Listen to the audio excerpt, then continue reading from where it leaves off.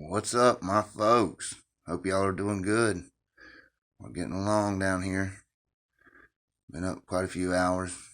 Just got I think the pups are completely whelped off of Rusty, and I think they're looking pretty good. She's taking care of them now.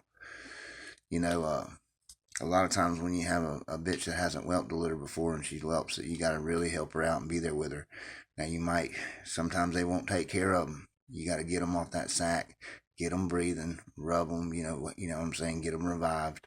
I wish I could have videoed some of that, but I was just had my hands full. And what I do is I just take them and put them in a laundry basket with a heating pad in it, with a thing, with a towel or a hospital blanket or something on top of it.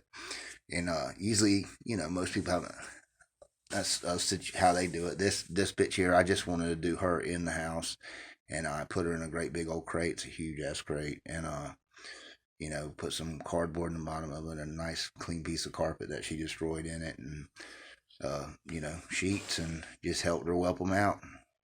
He was going steady for about 6 to 8 hours, and we got them all whelped out now, and they are feeding and looking good. They're all seem healthy. It's a nice healthy litter. You know, before I want to thank my boy. I got that DMG today. I appreciate it. Boy from Pennsylvania. I think that's going to help me out a lot. I do appreciate that. It's been a blessed day. I've gotten a part from my lawnmower finally came in. That was 2 weeks, so that was a nice blessing to have that come in a little earlier than it should have. My pups were born, and it was a nice, beautiful litter and nice, healthy pups. And let me get this little feller back over here. There you go. Yeah, it's a trip. 3 of them look like Rusty. The rest of them look like they come out of Busters. But that's the way it works, Them genetics are strong. Now I had a guy, to the fellow that was asking me about breeding, using having one of my dogs pulled and shipped to you for your canine corsos to do your band dog cross. I really appreciate the interest in my dogs, but honestly, man, I've thought about it, and I thought about it strong for about a week. I don't usually take things like that lightly when somebody shows interest, and this is how I kind of I'm gonna have to pass on it, and I'm gonna tell you why I'm gonna pass on it is because it's nothing to do with you or your dogs. Trust me. It's because I'm sure you're 100%. You're going to keep them in kennels or on chains or however you keep them confined, and you'll be 100% with them. But once you get that cross done, I'm just especially with my dogs, you'll be doubling their size probably, and you're going to be adding all that human aggression from the Corso back to them, and I just think would be a really dangerous animal to human. So I kind of want to breed my dogs straight to the American game dogs because I think they're stable dogs, and I just think they're safe. I don't really want to be any part of anything happening, because it's not you. I'm sure you'll do great keeping them up. It's the people that are end up getting them down the road. You're always going to have them people that think they can train a fucking dog. You know what I'm saying? That they can train a real aggressive breed, train traits out of them. And some you may be able to, but I don't care how much training in the world you put on my dogs. If they see something they want, as soon as your back is turned, they're gone.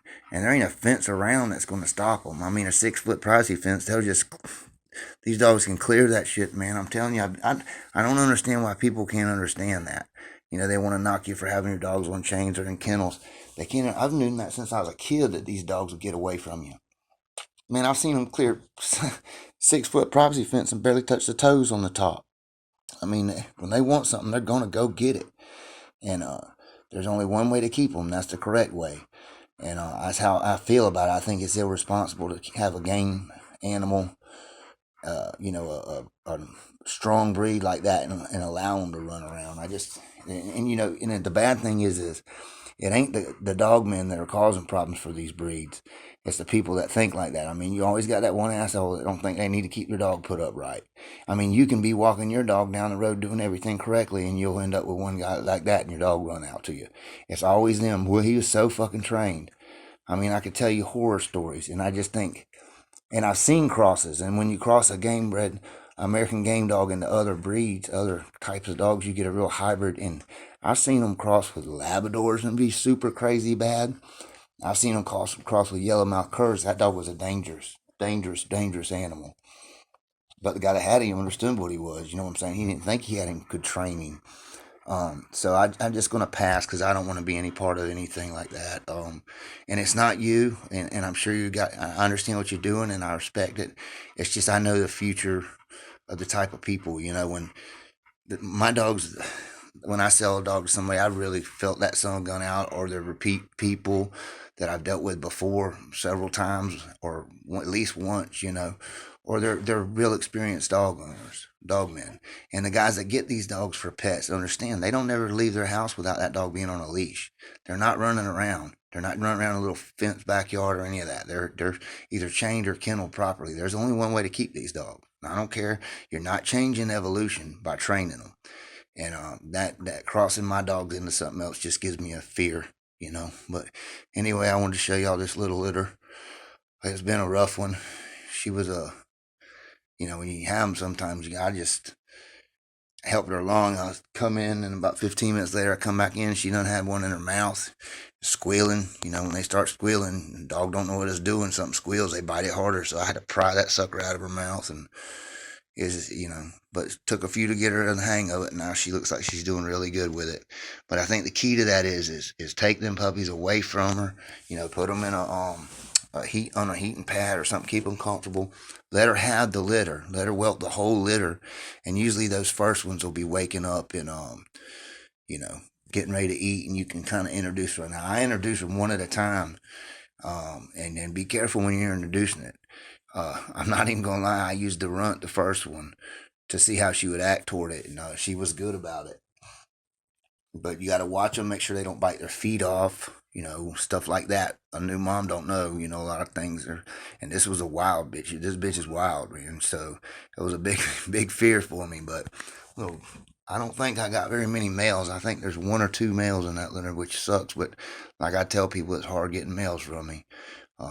They just don't. For some reason, I've heard different ways to do it to get more males, and I've tried all of them. But the strain of dogs that I run, just I'll run into a litter, I'll get some males, and then I'll go through 10 freaking years with just a male or two each litter. You know what I mean?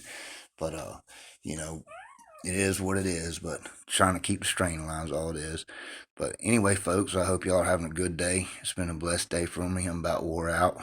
But it's that labor of love, and y'all keep it going, and y'all keep on bulldogging.